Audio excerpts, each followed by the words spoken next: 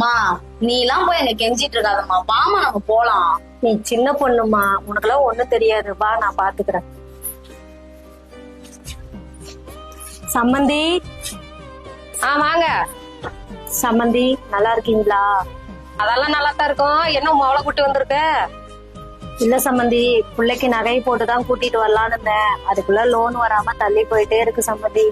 சீக்கிரமே நான் சொன்ன நகையை போட்டுறேன் சம்மந்தி. அக்கம் பக்கத்துல எல்லாம் கேட்க ஆரம்பிச்சிட்டாங்க, இன்னும் புள்ள புருஷன் வீட்டுக்கு வாழ போகலையான்னு கேக்குறாங்க சம்மந்தி. ஆத்தா வீட்டுல இருந்தா கேட்கதான் செய்வாங்க. விரலுக்கேத்த வீக்கம் வேணும். எதுக்கு அத்தனை பேத்துக்கு முன்னாடி சபையில ஏத்துக்கிட்டீங்க? என்ன பண்றது சம்மந்தி, அவங்க அப்பா உயிரோடு இருக்கும் போது நகையெல்லாம் போடுறேன்னு ஏத்துக்கிட்டாரு. நானும் அந்த நகையை போட்டலான்னு படாத பாடு பட்டுட்டு இருக்கிறேன் சம்மந்தி. லோனு வந்ததும் அந்த நகையை நான் போட்டுறேன் சம்மந்தி. சொன்னா சொன்ன மாதிரி நடத்துக்காங்க. பொழுதுனிக்கு உங்க வீட்டுக்கு அனுப்புற மாதிரி வச்சுக்காதீங்க. ஏமா இப்படி பேசிட்டு போன பின்னாடி நான் இங்கதான் வாழ்ந்தாங்கம்மா. நீ நம்ம வீட்டுல இருந்தாதான் எத்தனை பேரு வந்து உன் புருஷன் வீட்டுக்கு போகலையான்னு வந்து கேக்குறாங்க. நான் எத்தனை பேத்துக்கு தான் சாமி பதில் சொல்லட்டும்? இந்த ஊருக்காக தான் நம்ம வாழ்றோம்ல. என்ன சாமி பண்றது?